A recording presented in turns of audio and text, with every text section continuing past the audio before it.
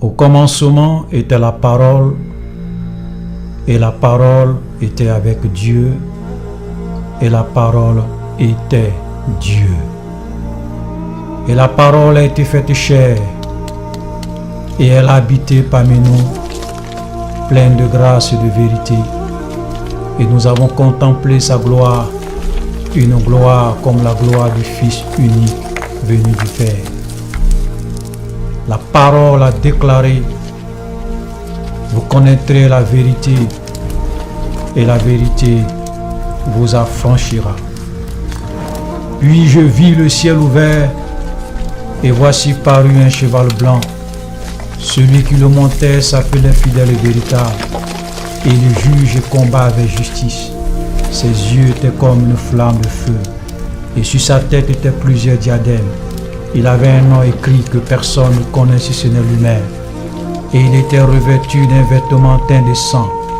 Son nom est la parole de Dieu. Vous connaîtrez la vérité, et la vérité vous affranchira.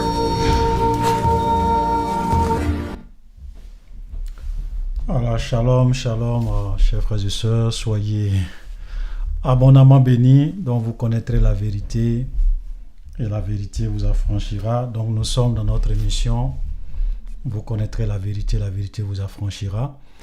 Et donc, comme je l'ai dit, il y aura plusieurs rubriques dans cette émission. Et aujourd'hui, nous sommes dans la rubrique doctrine, où nous sommes en train de voir la Trinité. Ok, la doctrine de la Trinité. Et pour ceux qui ont un peu suivi les vidéos que nous avons publiées il y a quelques jours de cela, on a eu à publier 2 vidéos. Donc, la première vidéo, c'est la doctrine numéro 1. Ok, donc chaque doctrine, chaque vidéo qu'on fait par rapport à la rubrique doctrine, on va les numéroter pour nous permettre de bien suivre ce que nous faisons. Donc, dans la vidéo doctrine numéro 1, c'était une ancienne vidéo que j'ai republiée, où nous avons expliqué les 4 grandes doctrines sur la perception de Dieu. Ok, les 4 grandes doctrines qui existent et qui ont de tout temps existé sur la perception de Dieu. Excusez-moi, donnez-moi un instant.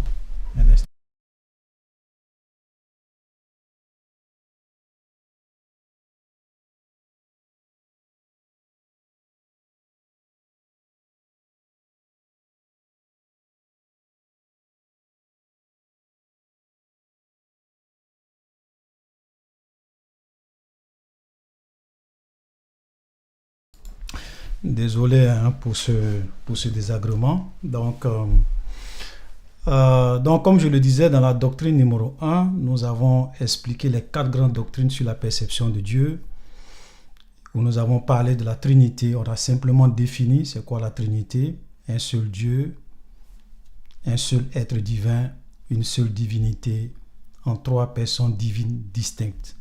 Première doctrine. Deuxième doctrine sur la perception de Dieu, le modalisme. Ceux qui enseignent qu'il y a un seul Dieu, en une seule personne, qui joue des rôles ou des fonctions, ou bien qui occupe des positions différentes, le Père, le Fils et le Saint-Esprit.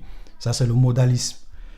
Et il y a plusieurs versions du modalisme. Il y a le modalisme patripatien, il y a le modalisme sabellianisme, il y a le modalisme pentecôtiste unitaire, et il y a le modalisme patripatien moderne.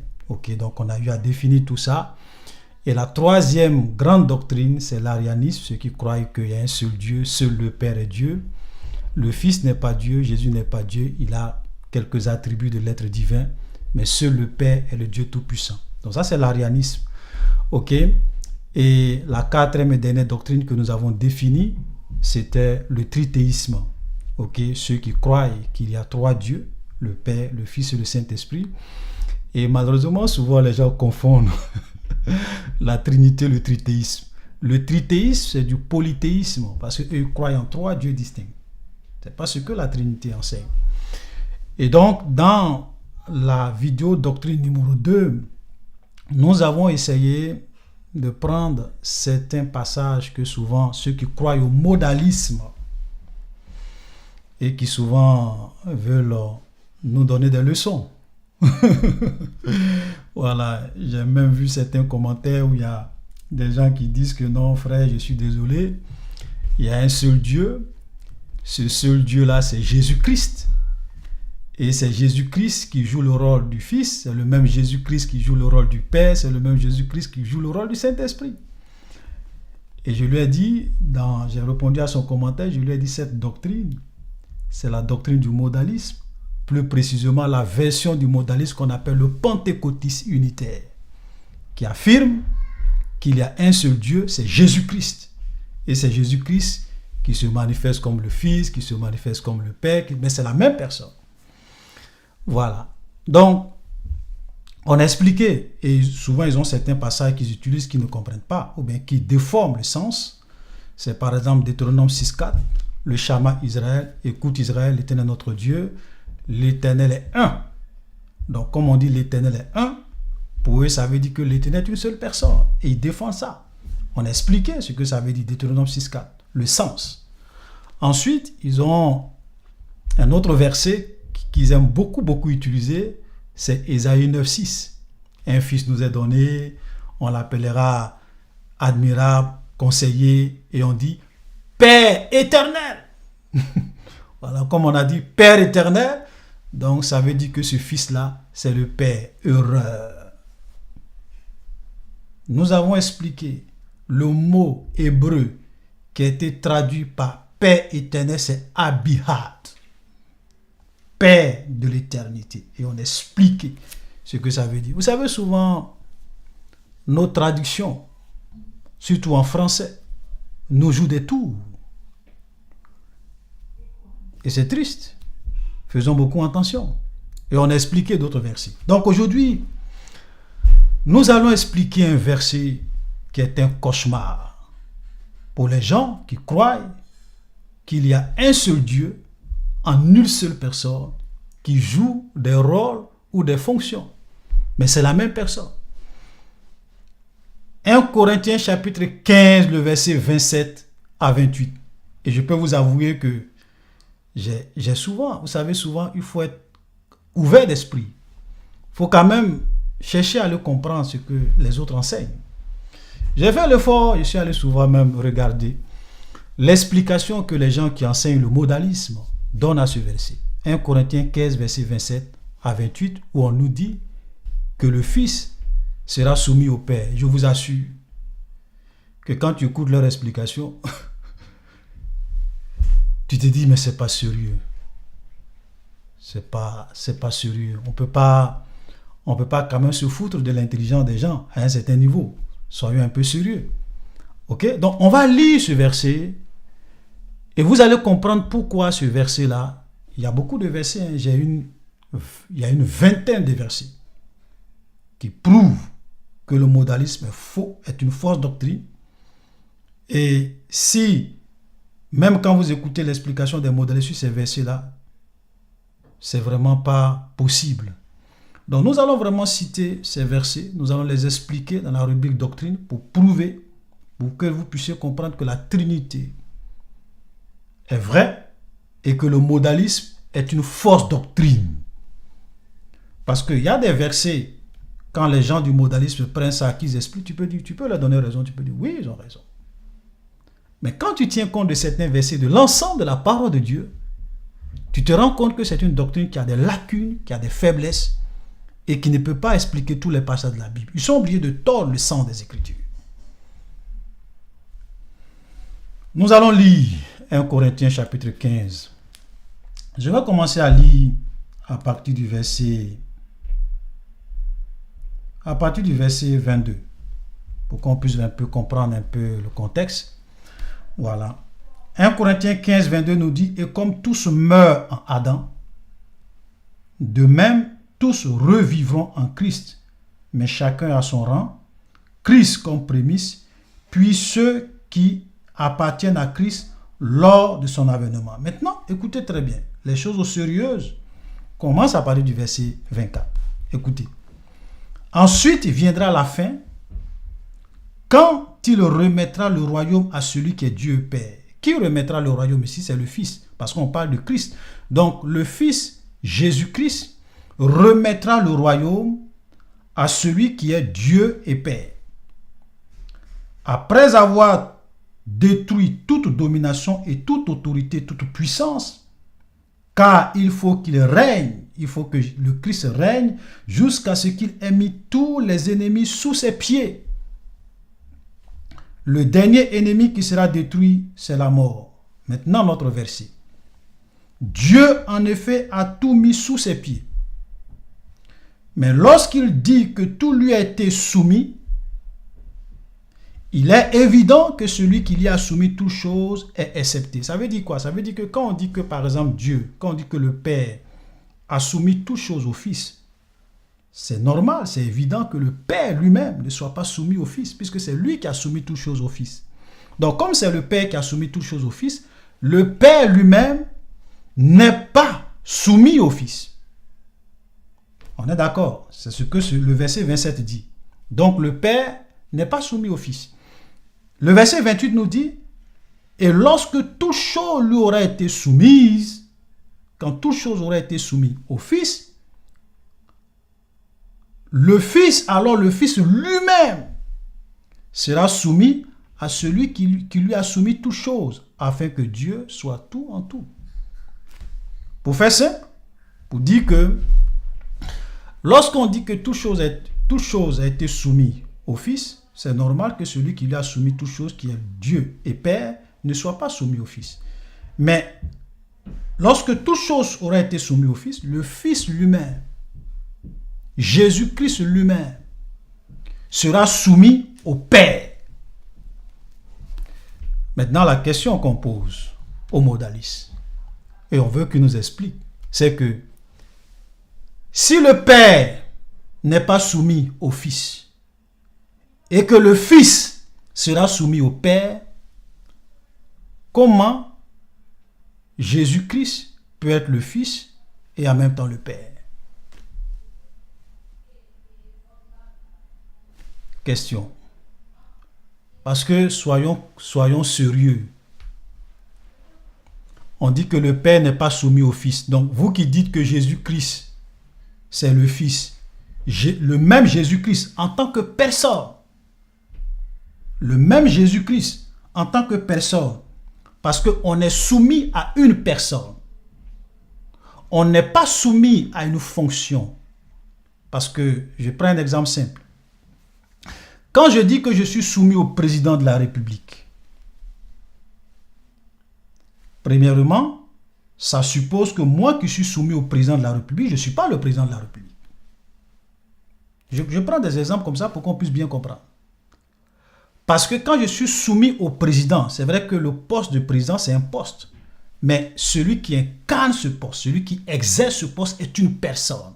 Sinon, le poste lui-même, si personne n'est président, si personne n'exerce en tant que personne la fonction de président de la République, le poste de président de la République ne peut pas parler, n'a pas de volonté, n'a pas d'émotion, n'a pas de conscience. Mais c'est la personne qui incarne, qui a une conscience. Donc, quand je suis soumis au président, je suis soumis à la personne du président. On est d'accord? Donc, ici, la même personne, Jésus-Christ, on va remplacer partout où on parle de Fils par le Père. On dit, partout où on parle de Fils, on va remplacer ça par Jésus-Christ. Et partout où on parle de Père aussi, on va remplacer ça par Jésus-Christ, puisque les gens disent que le Père, c'est le Fils. Ok. Et c'est la même personne, c'est Jésus. Donc, je reprends le verset 27. Le Père, en effet, a mis tout sous ses pieds. Mais lorsqu'il dit que tout lui a été soumis, tout a été soumis à Jésus-Christ, il est évident que Jésus-Christ lui-même soit accepté. Ça veut dire que Jésus-Christ lui-même, qui est le Père, ne soit pas soumis à Jésus-Christ. Et lorsque tout chose aurait été soumis à Jésus-Christ, Jésus-Christ, qui est le Fils, lui-même sera soumis à Jésus-Christ, afin que Jésus-Christ soit tout en tout. Ça veut dire quoi? Tu es soumis à toi-même, tu n'es pas soumis à toi-même. Ça veut dire quoi? Une incohérence. Si le Père, c'est le Fils, ce verset-là n'a pas de sens. Et vous savez comment ils expliquent ça? Ils disent que non, Je vais vous donner l'une de leurs explications que quand j'ai écouté ça, j'ai commencé à rire un peu. Ils disent que non, quand on dit au verset 24 que ensuite il viendra la fin quand il remettra le royaume à celui qui est Père et Dieu, ça veut dire que la Bible dit qu'à un moment donné, voilà leur explication, ça veut dire qu'à un moment donné, si on veut comprendre ça littéralement selon leur explication, ça veut dire qu'à un moment donné, le règne du Fils prendra fin. Alors que lorsque nous lisons Luc, je vais lire les textes, les explications qu'il donne. Dans Luc chapitre 1, Luc chapitre 1,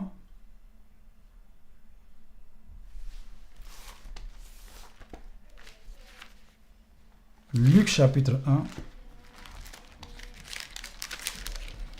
ça c'est l'ange qui vient voir Marie et qui parle et il dit,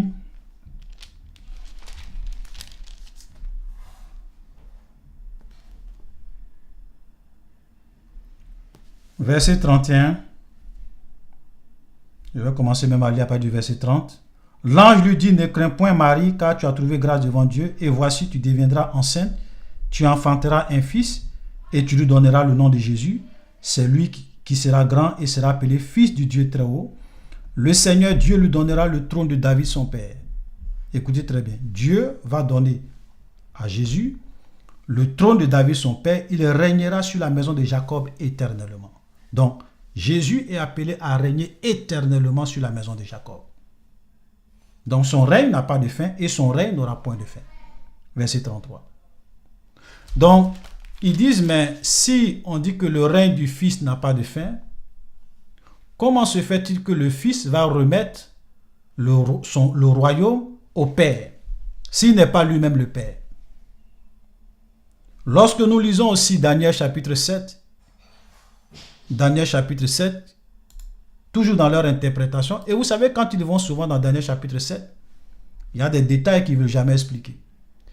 Ils vont simplement souvent s'attarder uniquement que sur Daniel chapitre 7, le verset 13. Ils ne vont jamais vouloir vous expliquer le verset 9 jusqu'au verset 13. Parce que dans le verset 9, c'est une bombe. C'est une bombe pour eux.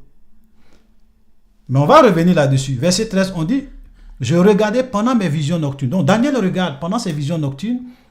Ok, voici, sur les nuées des cieux arriva quelqu'un de semblable à un fils d'homme. Il s'avança vers l'ancien des jours. Parce que Daniel voit que l'ancien des jours est assis sur son trône. Et il y a quelqu'un qui ressemble à un fils d'homme qui va venir sur les nuées des cieux. Et celui qui arrive sur les nuées des cieux n'est rien d'autre que le Messie, le Christ, le Fils. C'est pour cela que lorsqu'on pose la question à Jésus, lorsqu'on arrête Jésus et qu'on lui pose la question, est-ce que tu es le Messie? Il dit, je le suis. Et il dit, désormais, vous verrez le Fils de l'homme venant sur les nuées des cieux avec puissance et gloire. Quand Jésus disait, venant sur les nuées des cieux avec puissance et gloire, le souverain sacrificateur a compris que Jésus est en train de se réclamer d'être le Fils de l'homme. De Daniel chapitre 7, le verset 13, il a déchiré ses vêtements. Donc ce Fils de l'homme n'est rien d'autre que le Messie, le Christ, le Fils de Dieu. Et on va prendre le Fils de Dieu, le Messie, on va l'approcher de l'ancien des jours. La question qu'on leur pose, qui est l'ancien des jours que Daniel voit? Qui est le Fils de l'homme que Daniel voit qu'on approche de l'ancien des jours? Parce qu'on approche une personne d'une autre personne. Ce n'est pas la même personne. Ce n'est pas des manifestations d'une même personne. Deux personnes distinctes, on approche l'un de l'autre. Expliquez-nous, qui est l'ancien des jours? Qui est le Fils de Dieu que Daniel voit simultanément dans le ciel? Je continue. On lui donna la domination, la gloire, le règne, tous les peuples, les nations, les hommes de toutes les langues le servirent. Sa domination est une domination éternelle qui ne passera point et son règne ne sera jamais détruit. Donc, ils disent que voici, la Bible nous confirme que le règne de Jésus n'aura point de fin. Donc, si on dit que Jésus remet le royaume à son Père, ça veut dire que son règne a une fin. Et comme ils expliquent ça, ils disent que Jésus, lorsqu'il va revenir, son ministère de fils de Dieu va prendre fin. Il ne sera plus fils de Dieu. il va maintenant régner au millénium, pendant le règne de 1000 ans dans Apocalypse chapitre 20, il va régner pendant le règne de 1000 ans comme étant le fils de David. Donc, il va maintenant exercer son ministère, il va se mettre maintenant dans la peau de fils de David. Et quand les 1000 ans vont finir, en ce moment-là, Jésus, quand on dit qu'il va remettre le royaume à son père, ça veut dire qu'en ce moment-là, son ministère de fils de David va prendre fin et il va maintenant régner dans l'éternité comme le Père. Voilà comment ils interprètent ça. J'ai dit, mais soyons un peu sérieux. Soyons un peu sérieux là. Donc vous dites que lorsqu'il remet le royaume à son père, ça veut dire qu'il cesse d'être fils de David, son ministère de fils de David prend fin, maintenant il règne pour l'éternité comme père. La Bible n'a jamais dit ça. Et le passage de Luc 1 que nous avons lu vous confond. Parce que la Bible est claire. Même son ministère de fils de David continue dans l'éternité. Parce qu'on dit au verset 32, il sera au verset 34, il régnera sur la maison de Jacob éternellement. Et son règne n'aura point de fin. Le Seigneur Dieu lui donnera le trône de David, son père. Il régnera sur la maison de Jacob éternellement. Donc, en tant que fils de David, il est fils de David même dans l'éternité. Son règne n'aura point de fin. Et son ministère de fils de David, comme vous le dites, n'aura point de fin. Même lorsque Jésus était sur la terre, il était fils de David. Ce n'est pas au millénium qu'il va venir régner en tant que fils. Mais les gens même l'appelaient. Soyons un peu sérieux. Les gens même voyaient Jésus. Il dit, Seigneur Jésus, fils de David. Il n'a jamais dit non, je ne suis pas encore le fils de David, je suis le fils de Dieu, je suis venu pour sauver le monde. Mon ministère de fils de David va commencer au millénium. Non. Les gens disaient fils de David. Il dit oui, je suis le fils de David. Qu'est-ce que vous voulez que je fasse pour vous? Et il est guérisseur. Jésus est l'agneau de Dieu dans l'éternité. Jésus est fils de David dans l'éternité. Jésus est le fils de Dieu dans l'éternité. Jésus est Dieu pour l'éternité.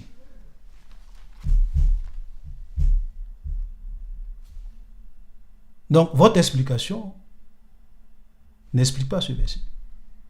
Vous êtes obligé de tordre le sens des Écritures. De deux, on vous dit que à la fin, le Fils lui-même sera soumis au Père. Ça veut dire que le Fils va continuer à être Fils. Son ministère de Fils ne va pas prendre fin. Il a toujours été Fils de Dieu avant l'incarnation. Il est fils de Dieu pendant l'incarnation et il sera fils de Dieu pour l'éternité.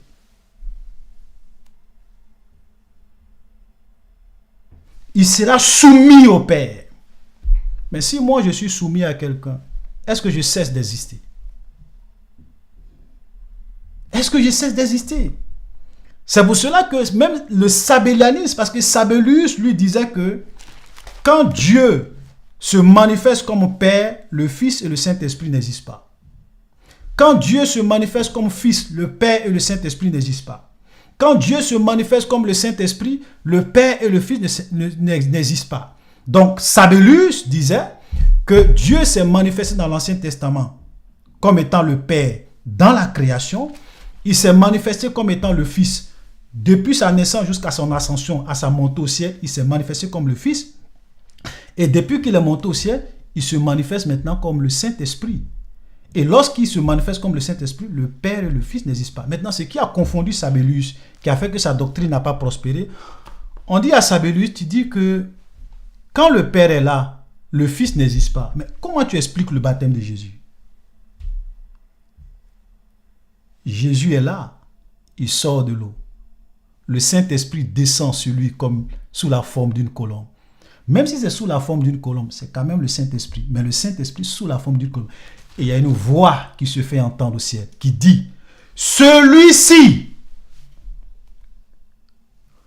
Quand tu dis que celui-ci, tu te distingues de la personne à qui tu dis celui-ci, tu n'es pas celui-ci. Toi qui dis celui-ci, tu n'es pas celui-ci.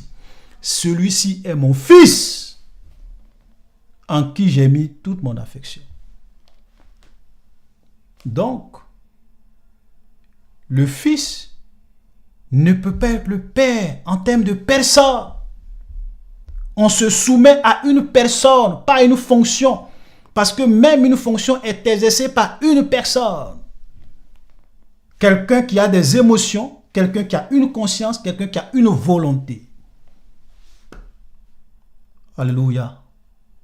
Donc, le Fils ne peut pas être le Père. Le Fils est différent du Père. Le Fils est distinct du Père. Est-ce qu'on se comprend?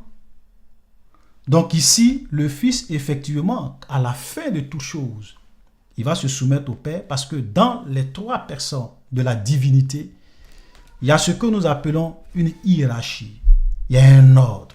Le Fils est toujours soumis au Père. C'est pour cela qu'on dit Père, on dit Fils. Maintenant, c'est pas parce qu'on dit que Jésus est soumis au Père, et ça c'est l'une des erreurs aussi que les gens font, parce qu'on dit Jésus, même les témoins de Jéhovah peuvent venir prendre ça, ils disent qu'on dit que Jésus sera soumis, ou bien le Fils sera soumis au Père, donc ça veut dire que le Fils n'est pas Dieu, puisqu'il est soumis. Erreur monumentale. Parce que ce n'est pas parce que je suis soumis à quelqu'un que je n'ai pas la même nature que cette personne. Je vais vous donner un exemple simple. Lorsque Jésus était sur la terre, regardez ce que la Bible dit. Et c'est le même mot, le même mot qui est utilisé dans le même mot soumission, soumis là, qui est utilisé dans 1 Corinthiens chapitre 15, le verset 28, 27 à 28. C'est le même mot qui est utilisé dans Luc chapitre 2, à partir du verset 51. On dit, ici on est en train de parler de Jésus. Il descendit avec eux, avec Marie et Joseph, pour aller à Nazareth. Et il leur était soumis. Même quand Jésus était dans ce monde, il était soumis à Marie et à Joseph. Maintenant, je vous pose une question. Est-ce que ça veut dire, parce que Jésus était soumis à Marie et à Joseph, ça veut dire que Jésus, ou bien Marie et Joseph sont supérieurs à Jésus? Ou bien parce que Jésus était soumis à Joseph et à Marie, et comme Marie et Joseph sont des êtres humains, et que Jésus était soumis à ses parents qui étaient des êtres humains, donc ça veut dire que Jésus n'était pas un être humain. Parce que c'est ça. Il y a des gens qui disent, oui, Jésus était soumis au Père, comme le Père est Dieu, et que Jésus est soumis au Père, ça veut dire que Jésus n'est pas Dieu. En bon.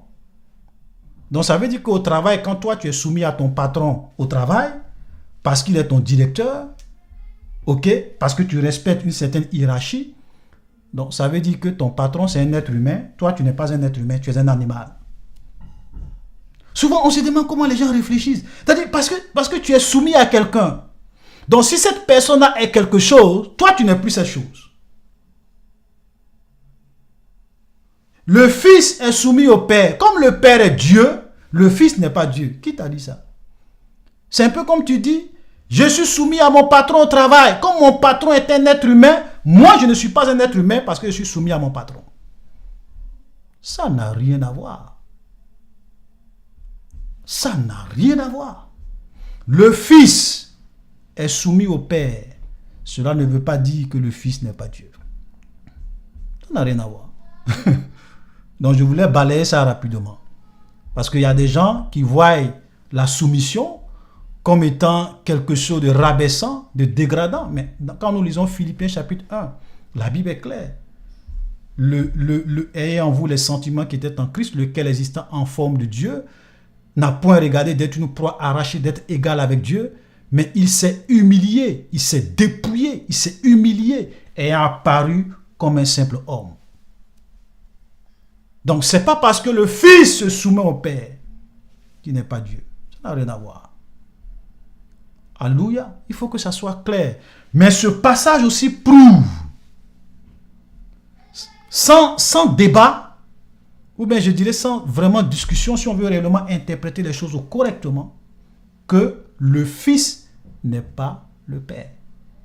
C'est pour cela que même le Père lui soumet tout chaud, le Père lui-même n'est pas soumis au Fils.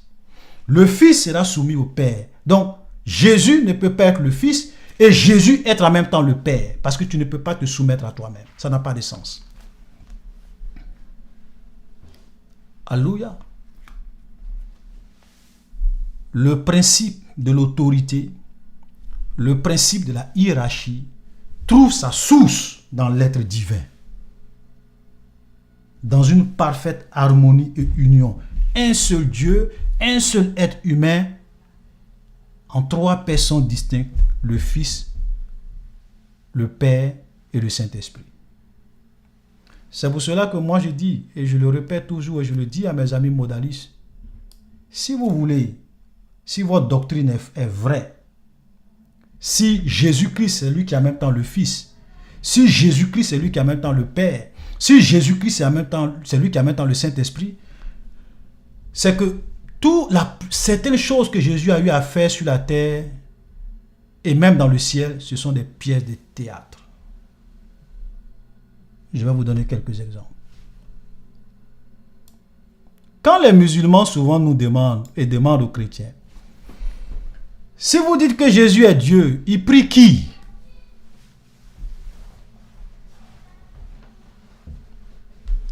Si Jésus-Christ c'est lui qui est le Fils, si Jésus-Christ c'est lui qui est le Père, il prie qui? C'est une très bonne question. Donc le même Jésus, il était dans le jardin de Gethsémane et il s'en va prier. C'est le même Jésus en tant que Fils. Il est dans la peau du Fils. Il s'en va prier, Père, si cette coupe pouvait s'éloigner de moi. Et il quitte sa position de Fils. Le même Jésus, il est assis au ciel là-bas. Il dit, oui, Jésus, Fils sur la terre, tu dis quoi? Oui, non, tu sais, ma volonté, c'est que tu ailles jusqu'à la mort. Là, il quitte sa position de Père. En tant que personne, hein, il quitte sa position de Père. Et il vient maintenant se mettre dans la peau du Fils. Il dit, oui, Père, non pas ma volonté, mais ta volonté. Pièce de théâtre. Mais le Fils, c'est toi qui es le Père. Donc, ta volonté, c'est la volonté du Père. Parce que c'est une personne qui a une volonté. Dans la Trinité, lorsqu'on parle d'une personne, ou bien lorsqu'on parle de deux personnes, on parle de deux volontés distinctes.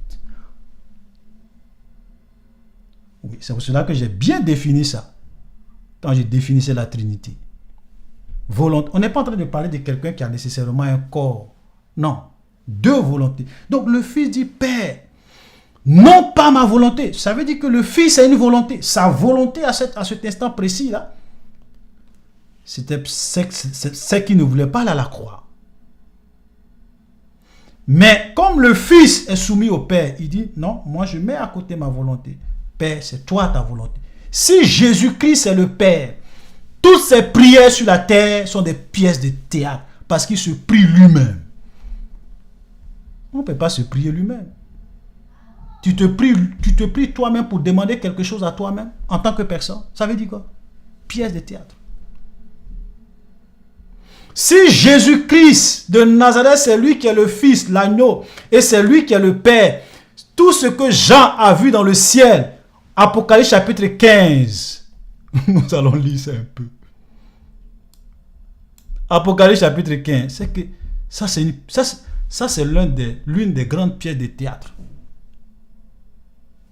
Puis je vis dans la main droite de celui qui était assis sur le trône un livre écrit en dedans et en dehors, scellé de 7 sceaux.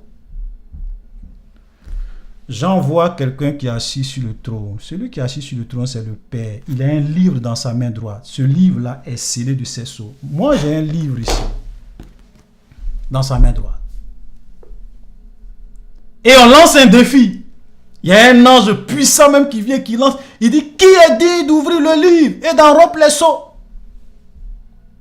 Jean dit, il a regardé dans le ciel, il a regardé sur la terre, il a regardé partout, il n'a pas vu personne. Et regardez ce qui se passe. Jean a commencé à pleurer. Après, on va dire à Jean, écoutez très bien, verset 6, et je vis au milieu du trône et des 4 êtres vivants et au milieu des vieux, un agneau qui était là comme immolé. Il avait 7 têtes et 7 cornes et 7 yeux qui sont les 7 esprits de Dieu envoyés par toute la terre. Regardez le verset 7. Il vint. L'agneau immolé va venir et il prit le livre de la main droite de celui, on n'a pas dit de lui-même. Il va prendre le livre de la main droite de celui qui était assis sur le trône. Celui qui est assis sur le trône n'est pas l'agneau. L'agneau va venir et il va prendre le livre. Il ne va pas venir prendre le livre dans sa propre main. Parce que si tu prends le livre dans ta propre main, mais quel est le but du défi? Toi-même, tu as déjà le livre dans ta main. Tu as déjà le livre dans ta main. Tu vas venir prendre le livre dans ta propre main. Pièce de théâtre. Venez nous expliquer tous ces passages. Si Jésus, c'est le Père, venez nous expliquer. Donc, il y a plein de passages comme ça. Daniel chapitre 7. L'ancien des jours, il est assis là. Le Fils de l'homme vient sur la nuée des cieux. Et on va faire approcher le Fils de l'homme de l'ancien des jours. Mais c'est deux personnes distinctes. Jean voit deux personnes distinctes. Jésus-Christ ne peut pas être en même temps le Fils et en même temps le Père. C'est que c'est une pièce de théâtre. Et comme moi je sais que Dieu n'est pas un acteur, Dieu n'est pas un acteur. Tout ce qu'il fait est vrai, est empreint de vérité. Alléluia. Donc, 1 Corinthiens chapitre 15, le verset 27 à 28, c'est un cauchemar pour les modalistes. Et je vais vous dire une chose. Ce n'est pas parce que Jésus est soumis au Père qu'il cesse de régner. Ou bien ce n'est pas parce qu'il remet le royaume au Père qu'il cesse de régner. Non. Et l'exemple le plus parfait, c'est l'exemple de Joseph et de Pharaon. Vous savez ce que Pharaon a dit à Joseph? Joseph était celui qui gouvernait, qui régnait sur le pays d'Égypte. Mais il était soumis à Pharaon seul. Mais ce n'est pas Pharaon qui régnait. Ce n'est pas Pharaon qui gouvernait. On va lire peut-être ça, quelques extraits. Parce que c'est aussi très intéressant. Parce que le Fils peut remettre le royaume au Père et continuer à régner. C'est pour cela qu'il dit, celui qui vaincra, il régnera avec moi comme j'ai vaincu et je règne avec mon Père. Ou bien comme celui qui vaincra sera assis avec moi sur mon trône comme j'ai vaincu, je suis assis avec mon Père sur son trône. Position d'autorité, de domination, de gouvernance. Il gouverne. Regardez, je vais commencer à lire à partir du verset 39. Puis Pharaon dit à Joseph, puisque Dieu t'a fait connaître toutes ces choses et qu'il n'y a personne qui soit aussi intelligent et aussi sage que toi, je t'établis sur ma maison et tout mon peuple obéira à tes ordres. Le trône seul m'élèvera au-dessus de toi. Pharaon dit, voici je te donne le commandement de tout le pays de l'Égypte. Donc Joseph avait le commandement de celui qui gouvernait, celui qui régnait en Égypte. Mais il était soumis à Pharaon. Mais ce n'est pas parce que Joseph était soumis à Pharaon que ça veut dire que Joseph ne régnait plus. Donc venez prendre ce texte pour dire que parce que le Fils va remettre le royaume au Père, ou que le Fils sera soumis au Père, ça veut dire que le Fils ne va plus régner. Son règne en tant que fils de David prend fin, il va régner en tant que le Père. Ça, c'est un raccourci très dangereux. C'est contraire aux Écritures. Alléluia. Dernier passage que je vais lire. Et puis, je vais passer aux questions s'il y en a. Voici un autre verset qui est un cauchemar pour les modalistes.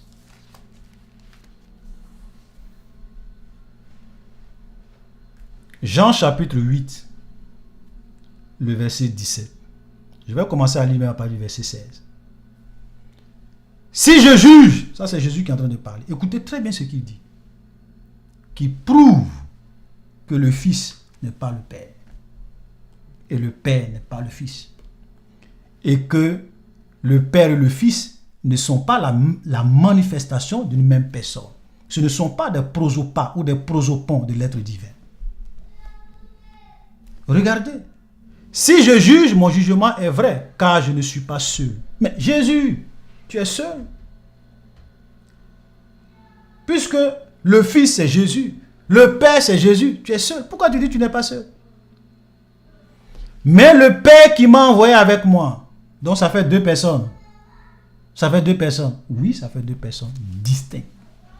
Regardez le verset 17. Où il enfonce le clou, 17 à 18. Il est écrit dans votre loi que le témoignage de 2 hommes est vrai. Jésus dit, pour vous prouver que moi et le Père n'est pas la même personne, nous sommes 2 personnes distinctes là.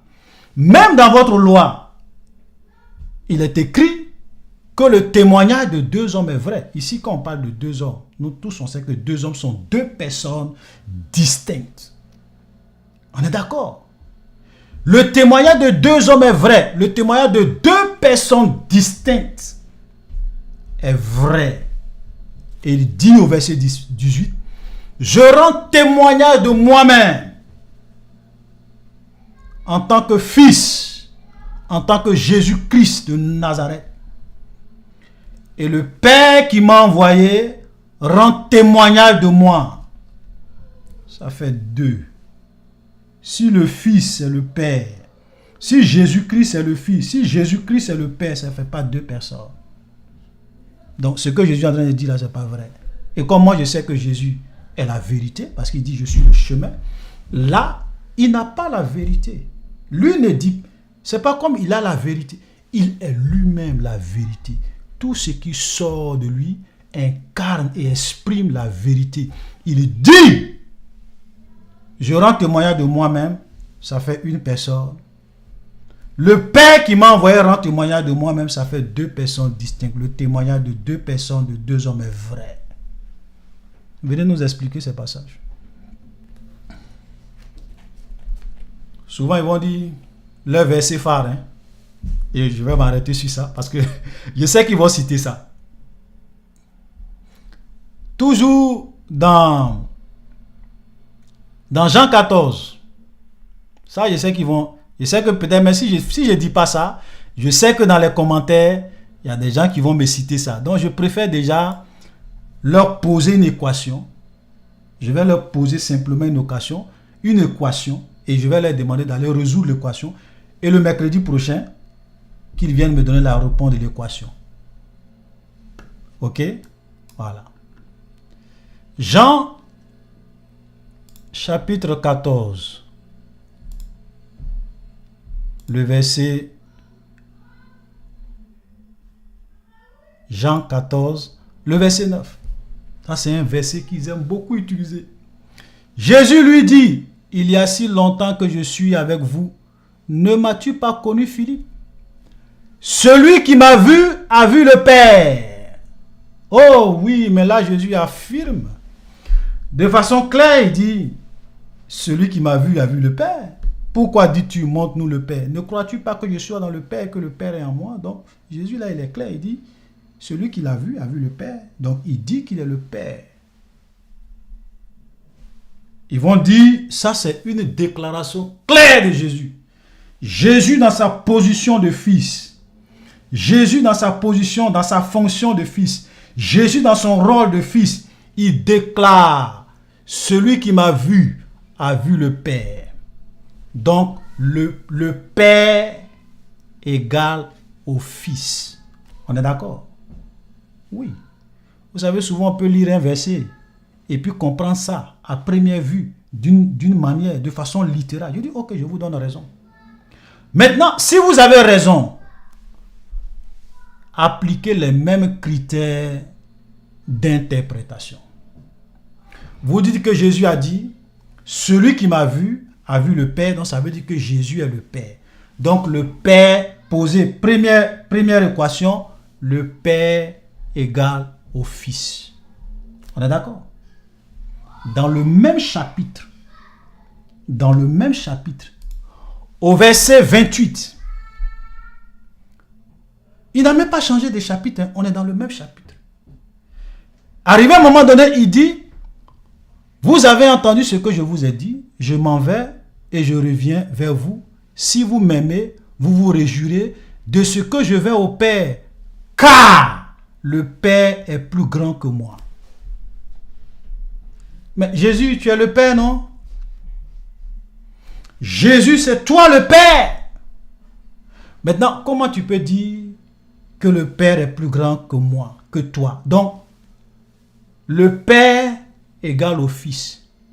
Première équation. Deuxième équation, le Père est plus grand que le Fils.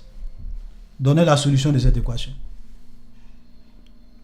Ils vont dire non. Quand Jésus dit que le Père est plus grand que moi, on va t'expliquer dans le contexte. Ah, donc quand Jésus dit, quand il déclare que le Père est plus grand que moi, là, on a besoin d'expliquer. Là, on a besoin d'une explication. Dans le contexte. Maintenant, quand il dit que celui qui m'a vu a vu le Père, là, on n'a pas besoin d'expliquer. Jésus est en train de dire qu'il est le Fils, qu'il est le Père. Boy. On se retrouve le mercredi prochain. Et j'espère que tous les modalistes qui me suivent vont me donner l'équation de cette équation. Ils vont me donner la solution à cette équation. Et comme je le dis, de la même manière que vous dites que Jésus a dit celui qui m'a vu a vu le Père, donc ça veut dire que Jésus est le Père. Ne rentrez pas dans trop d'explications. Le même Jésus a dit que le Père est plus grand que moi. Donnez la solution de cette équation. Vous savez ce qui est dangereux souvent. Et c'est pour cela que beaucoup de personnes se perdent dans leur doctrine. C'est que ils font une lecture, ce que j'appelle une lecture sélective de la parole de Dieu. La parole de Dieu, ce n'est pas un seul verset. La parole de Dieu, ce n'est pas un seul chapitre. Quand tu défends une doctrine, écoutez-moi bien, quand tu défends une doctrine, ta doctrine doit être capable d'expliquer tous les passages qui abordent le sujet. Ça veut dire que quand tu développes une doctrine sur le Père, sur le Fils, sur le Saint-Esprit, sur Dieu, ta doctrine doit être capable d'expliquer tous les passages qui parlent du Dieu, du Père, du Fils et du Saint-Esprit de façon claire. Si ta doctrine n'arrive pas à expliquer certains passages, ta doctrine est fausse. Voilà. Je vais m'arrêter là pour aujourd'hui. Donc, 1 Corinthiens chapitre 15, le verset 27 à 28, prouve que le Fils n'est pas le Père. Et ici, là, quand on dit que le Fils sera soumis au Père, on dit c'est dans l'éternité, à la fin. C'est à la fin. Alléluia. Donc, ce n'est pas une histoire de dire c'est sur la terre, il est le Fils, quand il va au ciel, mais même au ciel. Vous savez ce que Jésus fait au ciel? J'ai envie d'arrêter, mais excusez-moi, je vais vous donner ce dernier verset. Qu'est-ce que Jésus fait au ciel? Parmi ses ministres, on dit, qui accusera les élus de Dieu? C'est Dieu qui justifie. Qui les condamnera? Christ est mort pour eux. Bien plus, il est ressuscité. Il est à la droite de Dieu. Il intercède pour nous. Jésus est au ciel. Il n'est même plus sur la terre. Il est au ciel. Il intercède auprès de qui? Pour nous. Parce que quand on dit il intercède, on intercède auprès de... C'est une personne distincte qui intercède auprès d'une autre personne en faveur. Donc si Jésus-Christ lui-même étant au ciel, c'est lui le Père, il intercède auprès de qui? Pièce de théâtre. Si le modalisme est vrai, un seul Dieu en une seule personne qui joue des rôles, ou bien qui se manifeste de plusieurs manières, ou bien qui occupe des positions, c'est qu'il y a beaucoup de versets dans la Bible qui sont simplement et purement des pièces de théâtre. Écrivez ça aujourd'hui.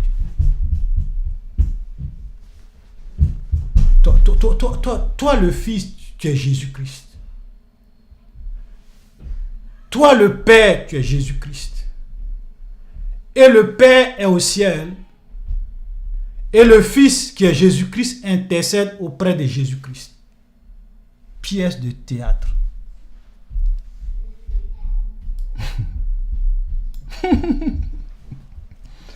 C'est pour cela que dans l'être divin, il ne peut pas avoir une seule personne.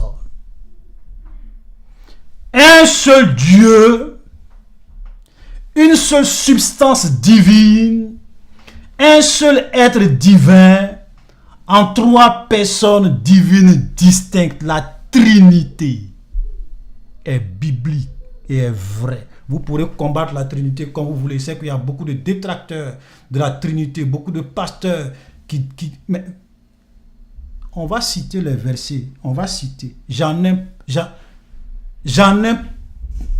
plus d'une vingtaine. On va citer. Vous allez nous expliquer. Si votre doctrine arrive à expliquer tous ces passages-là. Il y en a beaucoup. Et il ne s'agit pas d'aller prendre les versets qui vous arrangent. Oui, celui qui m'a vu a vu le Père. C'est le seul verset dans la Bible. C'est le seul verset.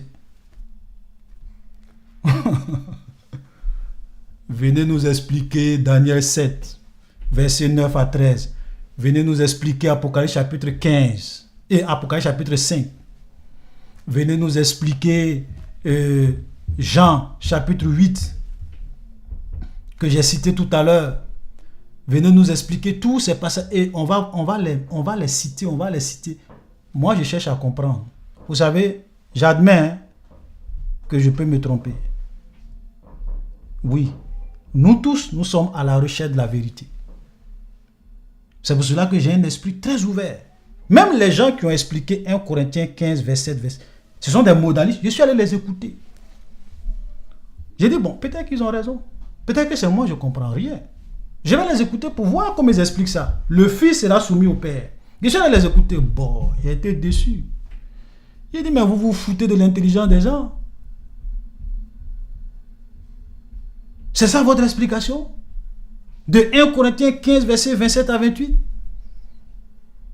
Et il y a des gens qui sont là qui disent, oui, vraiment, oui. Non, c'est bien expliqué. Quel bien expliqué? Il y a des gens qui avalent tout, qui acceptent tout. Même des énormités, ils acceptent. Vous connaîtrez la vérité et la vérité vous affranchira. Alléluia. Est-ce qu'il y a des questions?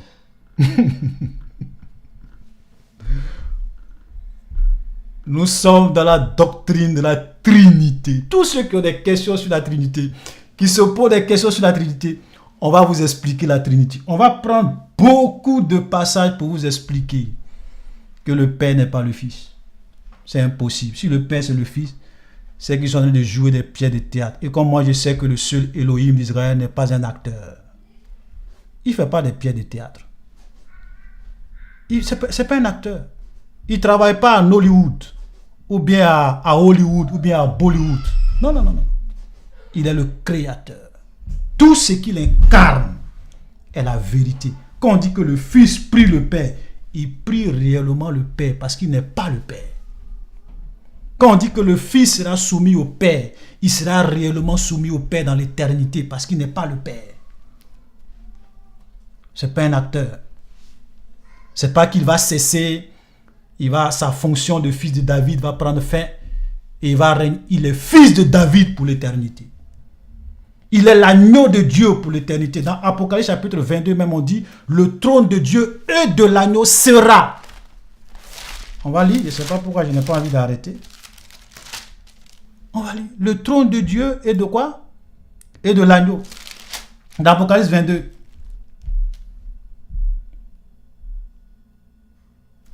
Apocalypse 22, verset 22. Verset 3. Il n'y aura plus d'anathème. Le trône de Dieu et de l'agneau sera. On n'a pas dit seront. Il n'y a pas deux trônes. Parce qu'il y a une seule divinité. Il y a des gens qui disent oui, vous dites qu'il y a un seul Dieu en trois personnes distinctes. Donc il doit y avoir trois trônes au ciel. Qui t'a dit ça? Et moi souvent pour me moquer d'eux, j'ai dit bon, est-ce que tu penses que le trône de Dieu là c'est fauteuil? C'est fauteuil présidentiel. Le trône de Dieu là ça fait 10 km. Voilà. Donc si le trône de Dieu ça fait 10 km, le Père peut s'asseoir, le Fils peut s'asseoir, le Saint-Esprit peut s'asseoir, non? Ce n'est pas fauteuil présidentiel. Est-ce qu'on t'a dit que le trône de Dieu, c'est fauteuil présidentiel? Avec une seule place. Ça, je dis ça. Souvent, je leur dis ça pour leur montrer que même lorsqu'ils disent ça, il y a des limites dans leur réflexion. Il y a un seul trône. C'est le trône de Dieu, le Père et de l'agneau. Maintenant, tu vas me dire, et le Saint-Esprit. Regarde le verset 1. Il me transporta, il me montra un fleuve d'eau de la vie, limpide comme du cristal. Jésus a dit, celui qui croit en moi, des fleuves d'eau vive couleront de son sein. Et on te dit, il a dit ça lorsqu'il parlait du Saint-Esprit qui devrait venir. Donc l'eau limpide comme du cristal, ça c'est l'esprit, l'image, le symbole du Saint-Esprit, parce que le livre de l'Apocalypse est rempli de symboles. Et on dit limpide comme qui sortait du trône de Dieu de l'agneau. Donc si l'eau sort du trône, l'eau sort du trône. Donc le trône de l'agneau, le trône de Dieu, du Père, c'est le trône du Saint-Esprit parce que l'eau sort du trône. Le Saint-Esprit, c'est l'eau vive. Il n'y a pas 3 trônes. Même quand Jean s'en va, il voit les 3 personnes de la Trinité. Il voit le Père assis sur un trône, il voit le Fils, l'agneau de Dieu. Ok? Et il voit 7 lampes ardentes et on dit qu'ils sont les 16 esprits de Dieu envoyés par toute la terre. Ce n'est pas que Dieu a cet esprit, c'est le Saint-Esprit dans sa perfection. L'esprit de Dieu, l'esprit de consolation, l'esprit de crainte de Dieu. Dans Ésaïe, on te cite les 7 aspects de l'esprit de Dieu qui se manifestent dans le livre de l'Apocalypse devant le trône de Dieu sous la forme de 7 esprits. Ils sont tous là.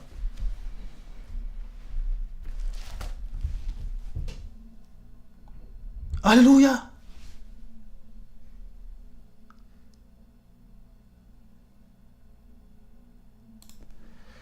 Question. Est-ce que cela ne peut pas s'expliquer par le fait que Dieu est partout à la fois? Mais Dieu est partout à la fois. Par rapport à quoi? Quand on dit Dieu est partout à la fois, je ne vois pas quel rapport tu veux faire avec le fait que Dieu soit partout à la fois. Oui, Dieu est partout à la fois. Par son esprit. Le Saint-Esprit, l'Esprit. Dieu lui-même dit, je remplis les cieux et la terre. Oui, l'Esprit de Dieu est partout. Jésus même dit que là où 2 sont assemblés, je suis au milieu d'eux. Par son esprit. Parce que, vous savez, le problème, ce qui pose problème aux gens, ce que les gens ne comprennent pas, c'est que quand ils parlent du Fils et du Saint-Esprit, on a l'impression que le Saint-Esprit, c'est un Dieu à part. C'est ça qui vous bloque dans la tête. Le Saint-Esprit, c'est un Dieu à part. Le Fils, c'est un Dieu à part. le Père, c'est un Dieu à part. Non. Non. Un seul Dieu en 3 personnes distinctes. Le Père, le Fils et le Saint. Nous, on n'enseigne pas le trithéisme. Et ça, pour l'esprit humain, tu te dis, mais comment cela est possible? C'est ça Dieu, frère. C'est ça Dieu. On est en train de parler de Dieu. On n'est pas en train de parler d'un être comme toi et moi. C'est ça Dieu. Il nous transcende. Tu sais, il y a des choses, tu lis dans la parole de Dieu, tu dis, mais comment cela est possible, Seigneur? Et on te dit, tu es en face de l'être divin, de ton Créateur. Alléluia. Voilà. Alléluia. Est-ce qu'il y a des questions? Peut-être que tu peux vraiment bien reformuler ta question, parce que quand tu dis, est-ce que cela peut expliquer le fait que Dieu est partout? Qu'est-ce que tu veux dire par là? Voilà. Il n'y a pas de questions, c'est bon? Tout est OK? OK, d'accord. S'il n'y a pas de questions, bénis le Seigneur pour ce moment. Sachez que nous allons avoir de tels moments. La rubrique doctrine, nous allons réellement exposer et expliquer pourquoi la Trinité est vraie, pourquoi les autres doctrines, même si ça peut sembler être vrai, ça a des lacunes.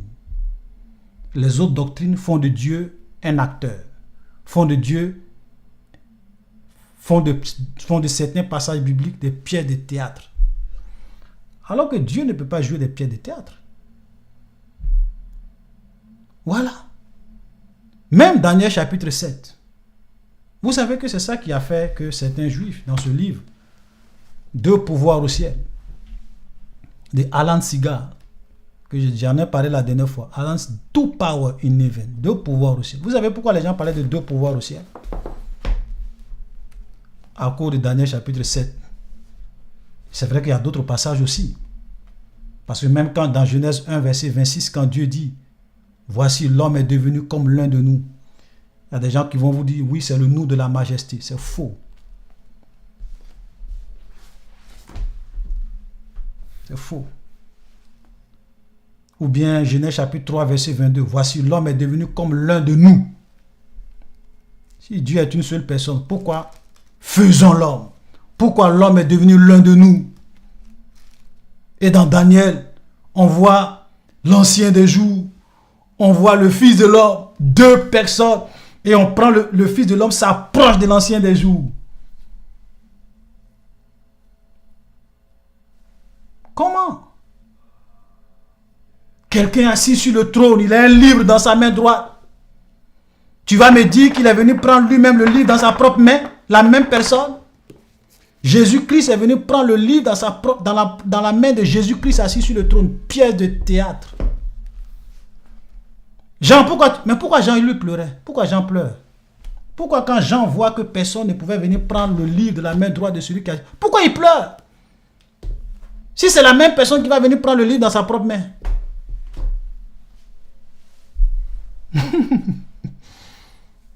Shalom, chers frères et sœurs, soyez bénis. Et à la prochaine.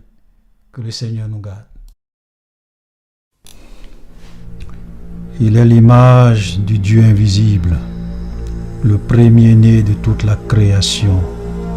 Car en lui ont été créées toutes les choses qui sont dans les cieux et sur la terre, les visibles et les invisibles, trône, dignité, domination, autorité. Tout a été créé par lui et pour lui. Il est avant toute chose et toute chose subsiste en lui. Il est la tête du corps de l'Église. Il est le commencement, le premier-né d'entre les morts, afin d'être en tout le premier.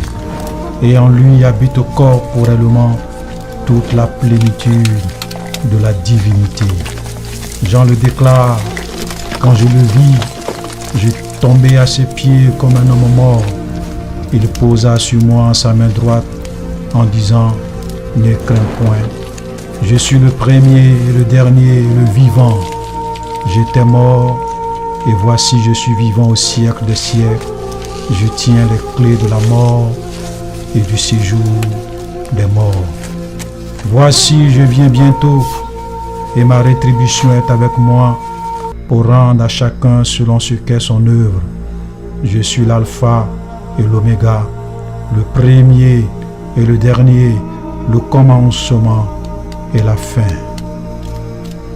Vous connaîtrez la vérité et la vérité vous affranchira. Vous connaîtrez la vérité et la vérité vous affranchira.